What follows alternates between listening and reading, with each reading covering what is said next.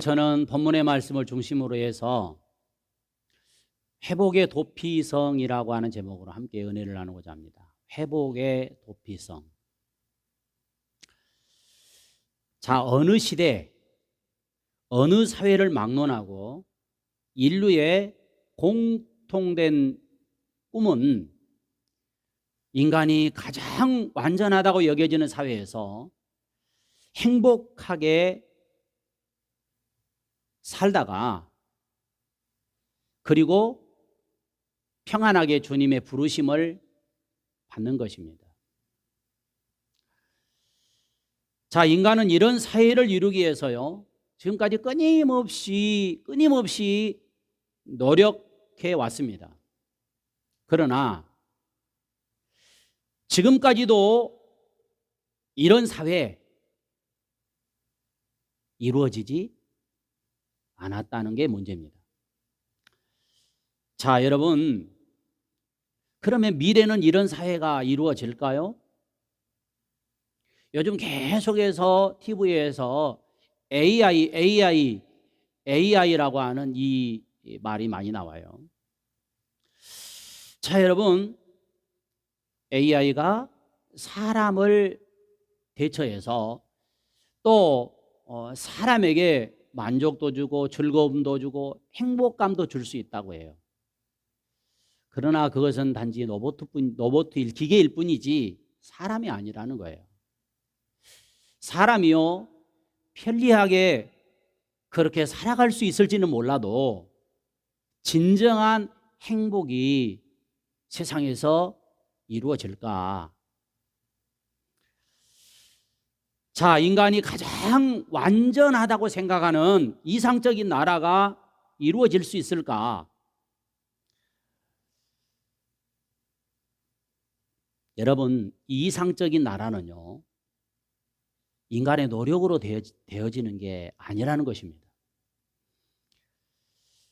자, 오직 완벽하고 이상적인 나라는요, 우리 하나님께서 예비하신 천국밖에 없는 줄로 믿습니다.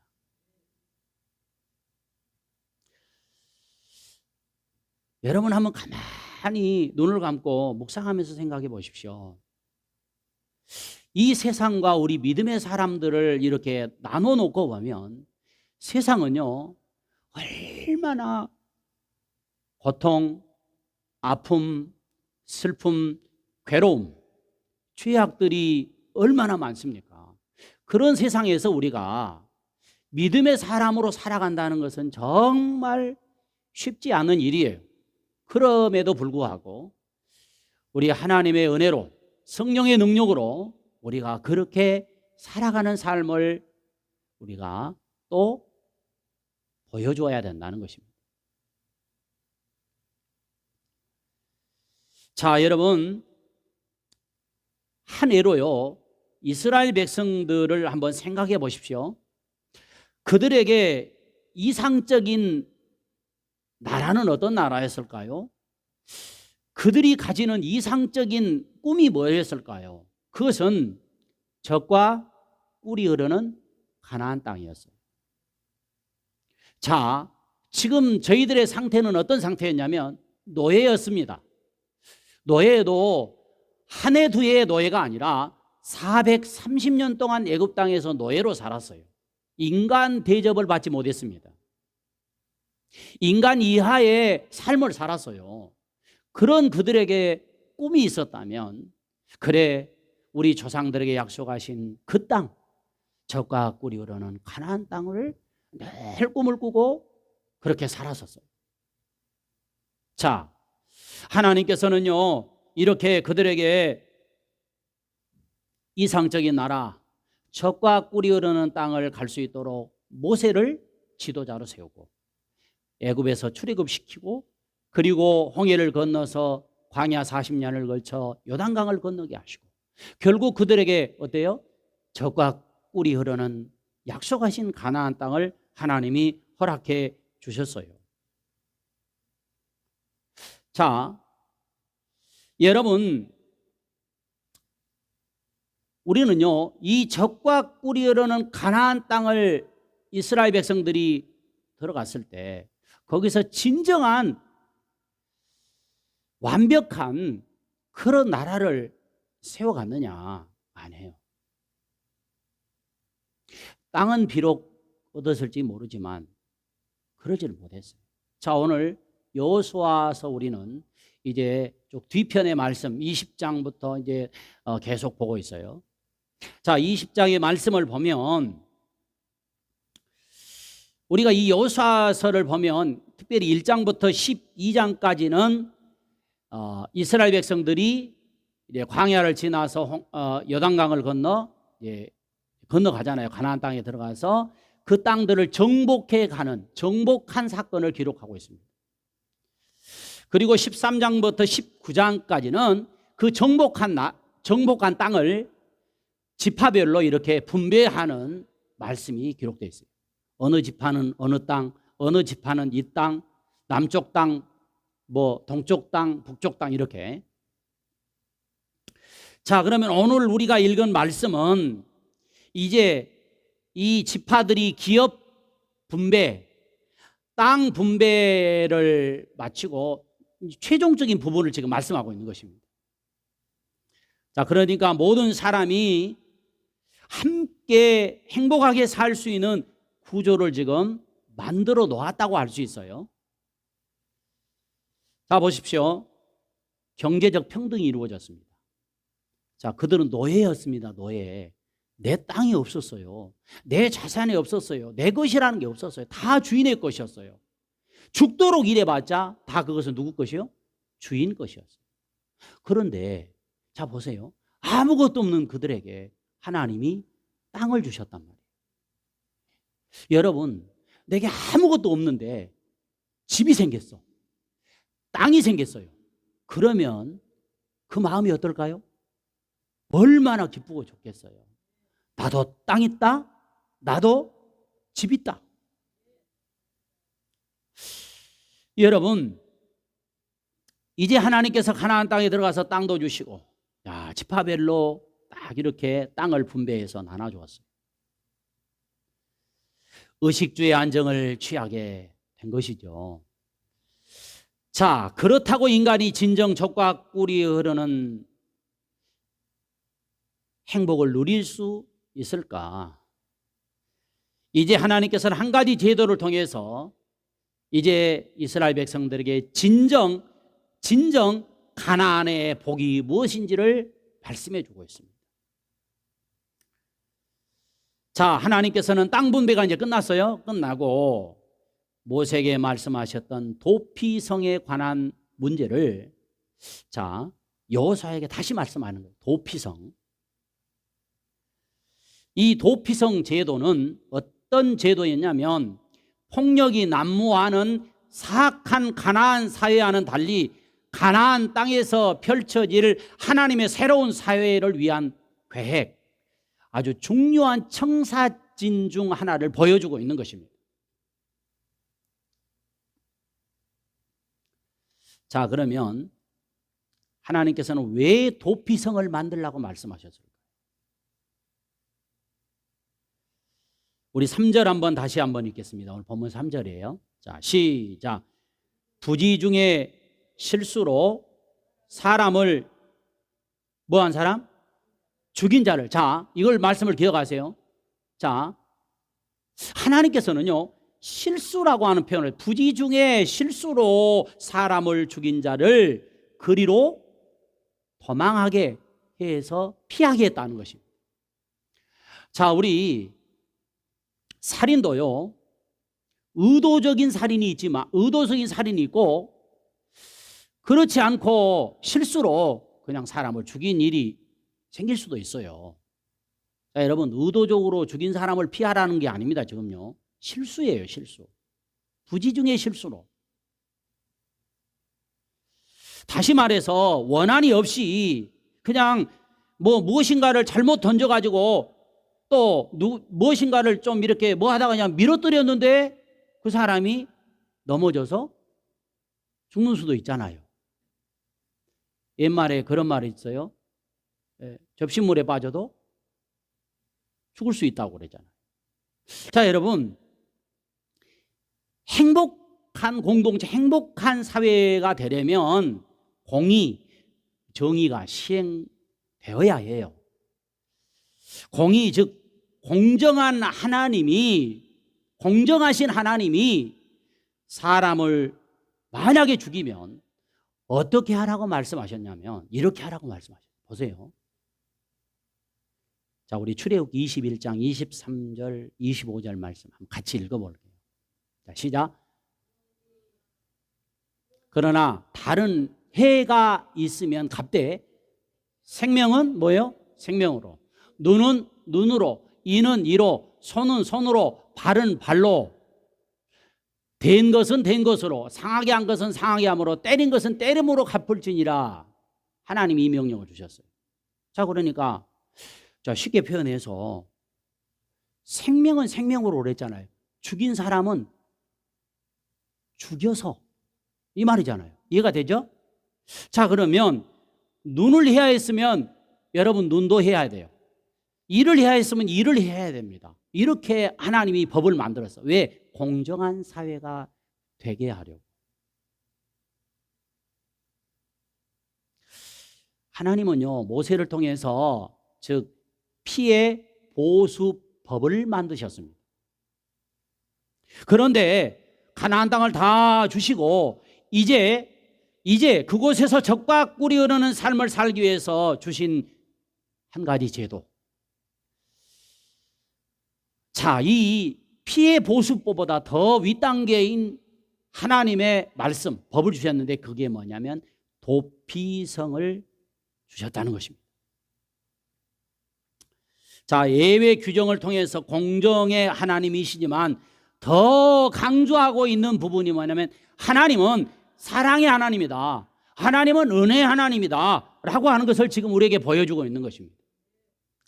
인간이 참으로 행복하게 살려면 해결해야 될 인간의 근본적인 문제가 무엇인지를 보여주는 거예요. 부지 중에 실수로 사람을 죽인 자를 그리로, 즉 도피성으로 도망가게 하여서 그 죄의 문제를 해결하게 하셨다는 거예요. 자, 오늘 성경에 나오는 피해 보복자, 오늘 그렇게 돼 있잖아요. 피해 보복자라고 하는 말씀이 나와요. 이 피해 보복자는 누구인가요? 즉 억울하게 죽임을 당한 친족에 대한 책임을 지고, 만약에 우리 친족을 살해했다, 저 사람이 살해했다면 그 살해한 사람을 복수할 의무가 있는 사람이 피해 보복자입니다.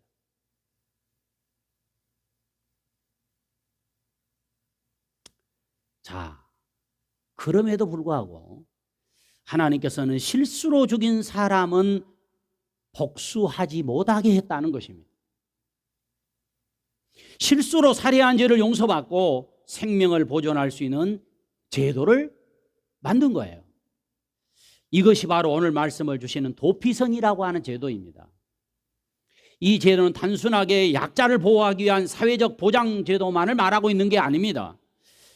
죄인이 죄를 용서받고 가나안 복지에 살 수 있는 길을 보여주는 제도예요. 자, 이것은 무엇으로 가능하나요? 도피성을 만드신 하나님의 사랑, 하나님의 은혜로 가능한 것입니다. 하나님이 피난처가 되시는 것입니다. 피할 길을 주신 하나님, 덮어주시는 하나님, 하나님은 무고한 생명이 희생되는 것을 원하지 않으신다는 것입니다. 하나님을 외적 결과만 보시지 않으시고 중심을 보시는 하나님이십니다. 그런데 근본적으로 죄를 용서하기 위해서 하나님의 사랑을 표현하는 것이 뭐였습니까? 오늘 우리로 적용한다면 바로 예수 그리스도의 십자가 사건이에요. 자, 우리는 죄로 말미암아 당연히 죽을 사람들이었어요. 죽어야 마땅한 사람들이었어요. 그런데 하나님의 사랑과 은혜가 거기에 임한 것입니다. 뭘로요? 예수 그리스도의 십자가를 통해서. 그래서 우리를 대신해서 누가 죽은 거예요? 예수님이 대신 십자가에 죽으신 것입니다. 누구를 대신해서? 나를 대신해서. 그 사실을 믿으면 우리는 죄에서 구원받는 거예요. 죄 용서받는 거예요. 이게 복음이라는 거예요. 여러분, 이게 얼마나 큰 은혜입니까? 그러니까 이 십자가, 예수 그리스도의 십자가는 뭡니까? 공의와 사랑을 동시에 보여줬어요. 공의가 뭡니까? 죄는 죄값을 치러야 된다는 거예요. 그런데 그 공의가 십자가를 통해서 나의 죄값을 누구에게 치르게 하셨다고요? 예수 그리스도를 통해서. 사랑이 뭡니까? 믿기만 하면 구원받게 하신 그 사랑. 이게 하나님의 사랑이에요. 그러니까 공의와 사랑이 동시에 십자가를 통해서 이루어진 것입니다. 그래서 우리는 감사하며 살아가는 거예요. 여러분, 제가 이 사실을 믿고 확신할 때 어떤 생각이 나냐면, 세상 그 어느 사람도 부럽지 않더라고요. 모든 세상 것을 얻는 것 같은 그런 마음을 가질 수 있었어요. 나 지금 통장에 10만 원도 없어도 나 행복한 사람이야. 왜? 나 구원받았거든. 하나님이 나를 천국의 소망을 주셨거든요. 이것 때문에 행복한 거예요. 자, 여러분, 이 도피성은 예수 그리스도를 상징적으로 보여주는 것입니다. 예수님께 피하면 살 수 있다는 거예요. 아멘. 성경을 보면 신구약 모두가 예수 그리스도와 그 구속에 집중되어 있다라고 하는 것을 깨달을 수 있습니다. 구약의 여러 가지 의식들, 특별히요, 제사 의식, 그것도 바로 예수 그리스도의 구속을 예표로 보여주시는 것입니다. 짐승이 죽었어요. 짐승이 구약 시대에는 죽었습니다. 이것은 뭘 예표하느냐? 바로 어린 양으로 오실 예수님을 예표하고 있는 것입니다. 그 짐승은 바로 우리를 위해 십자가에 죽으실 어린 양 예수 그리스도를 보여주셨어요. 그래서 세례 요한이 예수님이 저 멀리에서 오시는 걸 보고 뭐라고 합니까? 보라, 우리 죄를 지고 가는 하나님의 어린 양이로다. 어린 양이로다. 우리가 그것은 더 정확하게 알 수 있는 것이 바로 6절인데요. 자, 6절 보세요.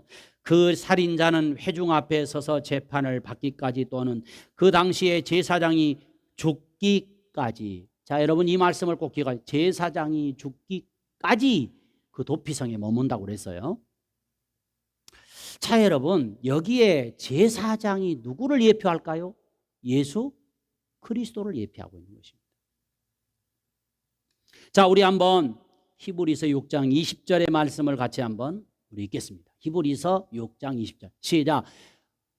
그리로 앞서가신 예수께서 멜기세덱의 반차를 따라 영원히 대제사장이 되어 우리를 위해 들어가셨느니라. 자, 보세요. 이 말씀을 잘 보십시오. 대제사장이 죽기까지 그랬잖아요. 죽기까지 거기서 머물러 있으라는 거예요. 자, 그러면 예수 그리스도께서 대제사장에 대해서 죽었잖아요. 우리는 그러면 자유인이 되었다는 거예요. 자유인이 되었다는 거예요. 우리 인간을 진정 행복하게 하지 못하는 것은 자유, 평등, 박해, 경제 문제가 아니에요. 근본적인 문제가 뭐냐면 죄의 문제라는 것입니다. 죄 때문에 행복하지 못한 거예요. 파생된 문제는 모두가 죄의 문제인 것입니다. 죄로 인해서 파생된 거예요, 모두가요. 그러므로 죄의 문제 해결 없이는 아무리 좋은 땅, 아무리 자유로운 땅, 아무리 평등한 땅에 살아도 행복감이 없는 것입니다. 우리 예수님은 우리 죄를 위해 땅에 오셨고 십자가에서 우리 죄를 다 해결해 주셨습니다. 우리가 사함받는 것은 예수 그리스도의 피밖에 없는 줄로 믿습니다. 우리는 도피성이 되시는 예수님께 피하면, 예수님께 도피성이 되신 예수님께 피하면 생명을 보장받을 수 있다는 거예요. 예수님께 피하면, 도피성이 되신 예수님께 피하기만 하면 우리는 모두 다 용서함을 받을 수 있고 참으로 하나님의 나라의 백성이 될 수 있습니다. 도피성은 유일한 구원의 초소였습니다. 만약에 도피성에 들어가지 아니하면 돌아다니잖아요. 그러다가 피해 보복자를 만나면 그 사람 죽어요. 자, 그 사람을 죽였어. 그러면 죽여도 아무 죄가 되지 않는 때가 바로 있었다는 것입니다. 그때. 그러니까 안 죽으려면 어디로 피해야 된다? 도피성으로 피해야 돼. 자, 우리가 생명을 건지려면 어디로 가야 돼요? 예수 그리스도 안에 있어야 된다는 것입니다. 그래서 사도행전 4장 12장에 보니까 뭐라고 얘기합니까? 다른 이로서는 구원을 얻을 수 없나니 천하인간의 구원을 얻을 만한 다른 이름을 우리에게 주신 일 없니라. 오직 예수 그리스도만 우리를 구원해 주신다는 거예요. 여러분, 이만희가 구원해 줘요? 이단의 교주가 구원해 줘요? 예수 그리스도만이 구원해 줘요. 우리를 구원해 주신 분인 줄로 믿습니다. 그러므로 이제 예수 그리스도를 구주로 믿는다면 사망이나 생명이나 천사들이나 권세자들이나 현재일이나 장래일이나 능력이나 높음이나 깊음이나 다른 아무 피조물이라도 우리를 우리 주 예수 그리스도의 안에 있는 하나님의 사랑에서 끊을 수가 없다고 말씀하고 있어요. 자, 이래서 하나님은요, 이스라엘 백성들이 가나안 땅에 들어갔을 때 이 도피성을 만들라고 말씀한 거예요.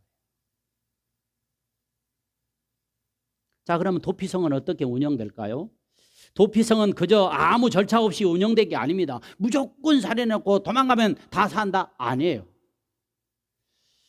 도피성에 받아주는 몇 가지 절차가 있어요.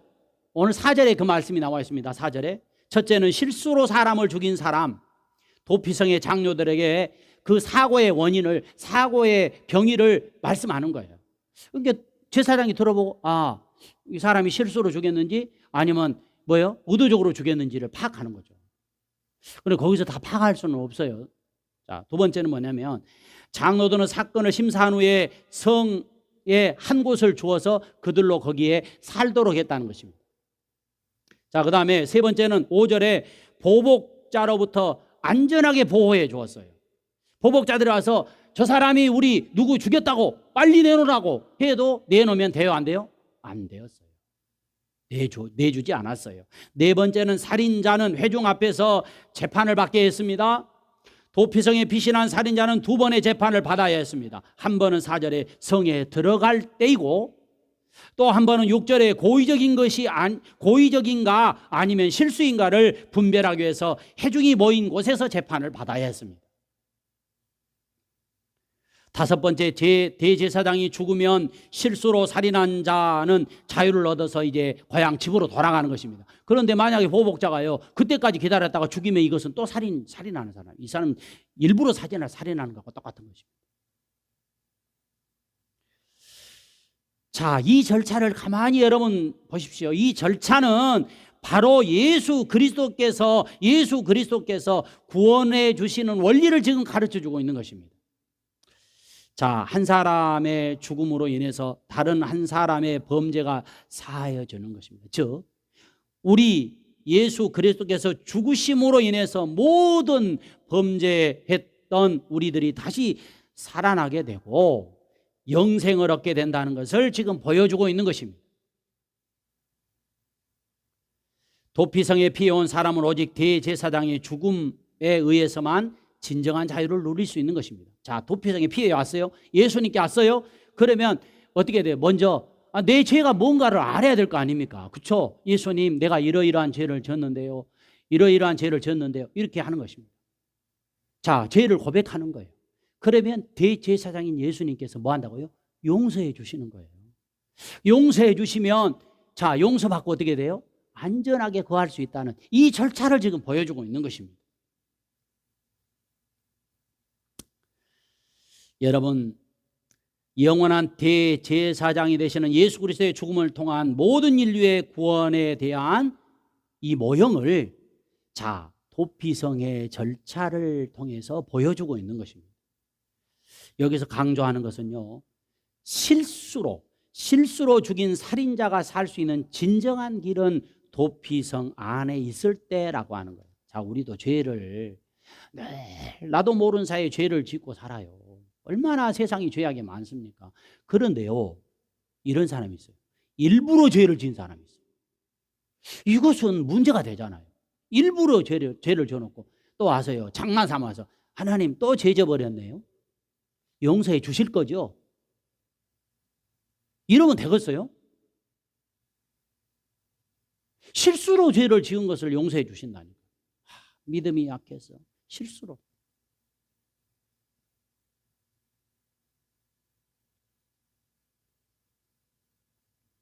자, 예를 들어 봅시다.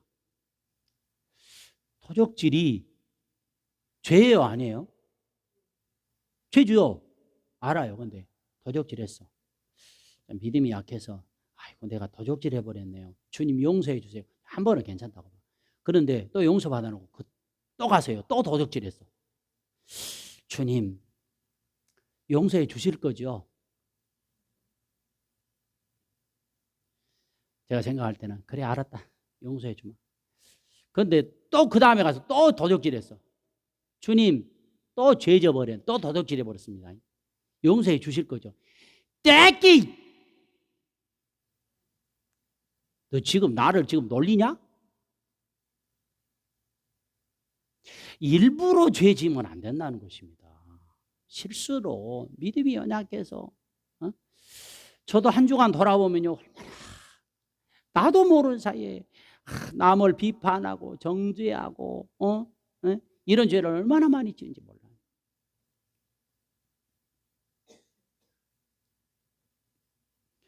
인간들은 예수 그리스도를 영접하고 예수 그리스도 안에 있을 때 죄사함을 받고 참된 안식과 평강을 누릴 수 있는 것입니다. 도피성을 떠나 있는 인간에게는 여러분 죽음의 그림자가 기다리고 있어요. 예수님은 요한복음 15장 5절 말씀에서 이렇게 포도나무의 비유를 통해서 우리에게 이 사실을 정확하게 말씀합니다. 시작. 나는 포도나무여 너희는 가지라. 그가 내 안에 내가 그 안에 거하면 사람이 열매를 맺나니 나를 떠나서는 뭐 한다고요? 너희가 아무것도 할 수 없느니라. 나를 떠나면 여러분 포도나무에서 가지가 포도나무에서 떨어지면 어떻게 되죠? 아니 말라서 그거 뗄감으로 쓸 수밖에 없어요. 여러분 어쩌든지 떨어지지 않기를 축복합니다. 무슨 일이 있어도 떨어지면 안 돼요. 자 옆에 보면서 무슨 일이 있어도 떨어지지 맙시다. 여러분 열매가 안 열리고 달랑달랑해도 그래도 끝까지 붙잡아야 돼. 할렐루야. 내가 열매 없다고 그래서 에라이 모르겠다 나 떨어져 버려야 하겠다. 그리고 믿음 떠나고 교회 떠나면 결국 말라서 뗄감으로 쓸 수밖에 없어요. 그러나 끝까지 붙들고 있으면 예수님께서 은혜에 여러분 정말 양분을 공급해 주심으로 반드시 열매 맺게 하실 줄로 믿습니다. 다시 한번 전라도 말로 옆에 보면서 어쩌든지 딱 붙어 있읍시다. 아멘. 환난이 와도 어려움이 와도 고통이 와도 절대 떨어지면 안 돼요.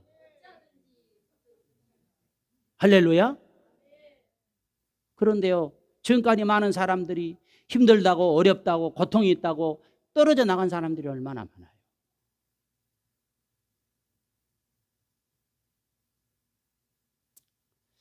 자 그러면 예수님 오늘 말씀을 통해서 도피성을 어디에다가 설치하라고 했는가? 도피성은요 요단 동편과 서편에 각각 3개씩 선정했습니다. 3개씩. 자 여러분 꼭 이렇게 설명하기는 그러지만 3개씩 성부, 성자, 성령 하나님. 제가 이렇게 해석하는 것은 좀 무리일 수 있어요. 이런 생각이 들어요. 신명기 4장 43절 이미 모세에 의해서 요단 동편에 3개가 선정되었습니다. 그리고 여호수아를 통해서 요단 서편에 3개를 더 선정하여 6개를 만들었어요. 자, 요단강을 기점으로 48개 성읍 중 6곳을 택하였어요. 요단 동편에 3곳. 자, 요단 동편은 우리가 잘 아는 것처럼 요단강을 건너기 전이잖아요. 그렇죠? 그곳에 베셀, 길앗, 라못, 골란. 요단강 서편에 3곳, 게데스, 세겜, 헤브론 3곳입니다. 자, 도피성은 어떤 곳에 세웠습니까? 8절 끝에 보니까 구별하였고라고 이렇게 구별하였고. 자, 구별의 원리, 은혜의 원리를 지금 말씀하고 있는 것입니다. 이스라엘 전역 어디에서든지 32km 이내에 위치하여 있어서 부득이 도피성으로 피해갈 경우에 하루길 이내에 도착할 수 있는 거리 위치에 도피성을 만들게 했다는 것입니다. 왜냐하면 너무 막 며칠을 걸려서 가면요, 가다가 죽을 수 있거든요. 그뿐만이 아니에요. 그 성읍을 향한 도로는요, 폭을요 14m 이상 되도록 넓게 잘 닦아 놓았으며, 또 길을 잃지 않도록 도피성의 안내 표시판을 곳곳에 두었다는 것입니다. 여기 가면 도피성, 저기 가면 도피성, 이렇게 안내판을 두었다는 거예요. 그리고 9절에 보십시오. 이스라엘 사람만 피한 곳이 아니었어요. 자, 거류민 즉 이방인도 포함되어 있었습니다. 원래 우리는요, 따지면요, 이방인입니다. 예수 그리스도를 통해서 우리는요, 하나님의 자녀가 된 거예요. 인종과 신분, 주의를 막론하고 누구에게든지 동일한 구원의 은총을 베풀어 주신다는 것을 지금 보여주고 있는 것입니다.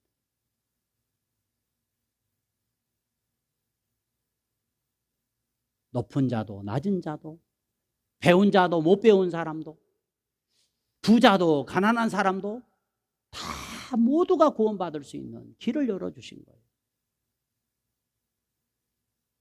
사랑하는 성도 여러분, 교회는 예수님의 몸입니다.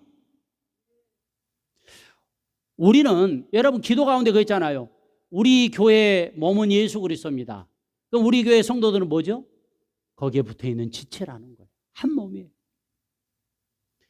자, 오늘날 교회는 그래서요, 도피성의 역할을 해야 된다는 것입니다. 예수님은 요한복음 3장 16절 17절에 구원의 문이라고 말씀해요. 자, 도피성은 접근성이 좋고 높은 곳에 위치해 있으며 길을 잘 수리해 놓고 방향 표시를 정확하게 해 놓았습니다.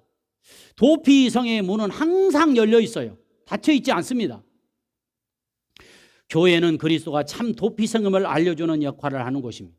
도피성은 레위인에게 주어진 사역이었습니다. 자, 우리 성도들에게 주어진 사역이 뭐냐? 바로 도피성으로 믿지 않는 사람들을 들어오게 하는 것입니다. 이게 사역이에요. 도피성의 특징은 가는 길목마다 뭐가 있었다고요? 안내 표지판이 편말이 있었다는 것입니다. 자, 여러분 항상 열려 있었어요. 누구나 받아들이는 것입니다. 죄, 문제, 위험, 고난에 처한 사람들을 받아들이는 것이 되어야 되는 것입니다. 여러분, 보호와 공급이 되는 곳입니다. 도피하는 사람을 안전하게 보호를 받았습니다. 충분한 방이 있어서 넉넉한 공간을 확보하고 있었습니다. 자, 기본적인 삶이 보장된 곳이에요. 구체적인 필요를 공급하는 곳입니다. 접근의 용이성이 있는 곳입니다. 어디에서나 쉽게 접근할 수 있었습니다. 누구나 접근할 수 있었어요. 유대인뿐만 아니라 이방인도 접근할 수 있었어요. 부자 동네에만 있는 것이 아니었습니다. 자유와 해방이 있었습니다. 여러분, 남에게 해를 끼치지 않는 한 완전한 자유가 보장되어 있었어요. 대제사장으로 말미암아 완전한 해방이 있었습니다. 사회적 악순환의 고리를 끊고 하나님의 은혜와 인간에 대한 하나님의 사랑이 깃든 곳이 뭐냐? 도피성이었습니다. 우리 모두 도피성이 되신 예수 그리스도 안에서 죄의 용서함을 받고 모든 문제가 해결되는 역사를 체험하고 참된 평안을 누리면서 여러분 마음에 그 행복을 간직하고 또 전하고, 우리 교회는 도피성입니다. 우리 교회로 오세요. 우리 교회 안전합니다. 이렇게 복음을 전해서 정말 죽어가는 영혼들을 구원하는 그러한 우리 모두가 되시기를 주님의 이름으로 축원합니다.